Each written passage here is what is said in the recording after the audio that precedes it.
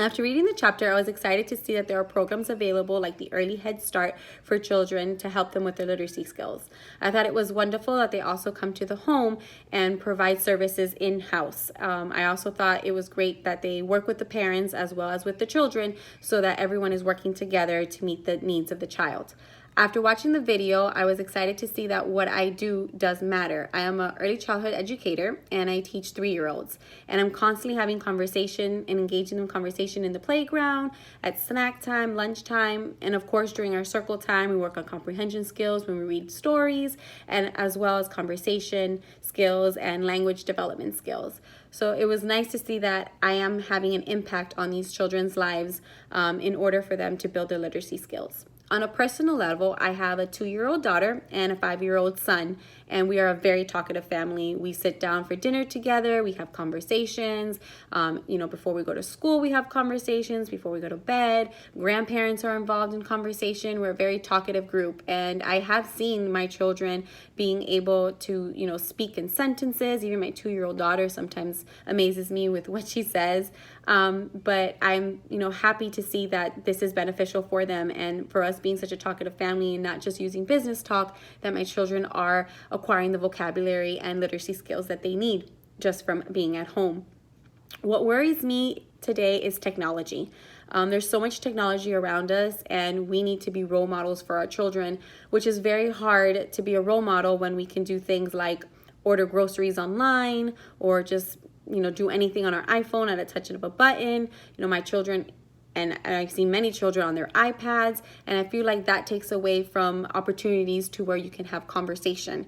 We're so involved in technology that sometimes it's hard to kind of put that away and speak with one another. And, as a role model, like I said, as an adult, to speak to another adult instead of doing everything through text messaging and things like that. I think it's very important to show how we speak to other people, and so that is my biggest concern.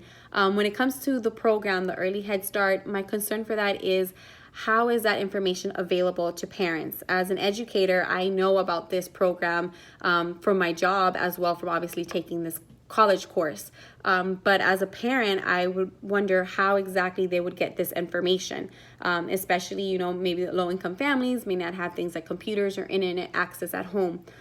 So that is a concern and a worry of how they will know that this is available to them. Needs. I think that they need to show me ways of getting involved in this program and what qualifies. It's a very short window where they can put these children into this program. So how do they qualify? Like what do they need in order to be in this program? And the steps in order to get them into this program, I think, is information that would be great to be provided. Also, as an educator, what do I do with children who may be shy or quiet? It's just part of their personality. How do I get them to open up and engage with their peers in conversation? Would be some great tips to know as an educator. My stance is, I think this is wonderful. I love the fact that, speaking to children is very important. My mom always taught me as a young girl that kids are just like little people. We need to speak to them and respect them and teach them manners just like we would want to be treated ourselves. Just because they're kids doesn't mean anything. So I've always learned from a young age to speak to children. I get at eye level and we have conversations about things. They have so many thoughts and imagination. It's great to get them to vocalize what they're thinking. It gets them to use descriptive words, critical thinking skills, and things important like emotion.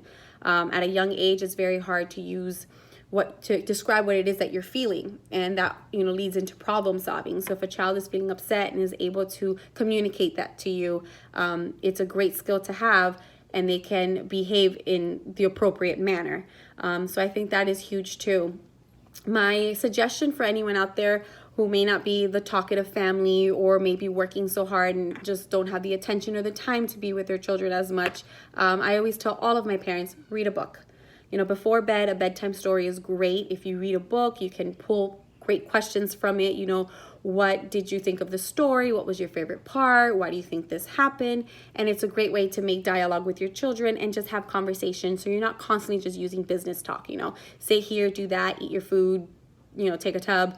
I think it's very important to engage them in actual conversation. So reading a book is a great way. Something that I do no matter what. So some days I may have a lot of conversation with my children, some days I don't. But before we go to bed, I always ask them 3 questions. My 3 questions are, what did you do wrong today, or what mistake that you did and you can improve on? What did you learn from today? And what was your favorite part of the day?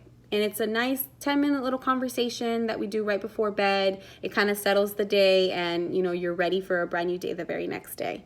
So I do think conversation is important, especially with the young children. And you don't realize the importance of it.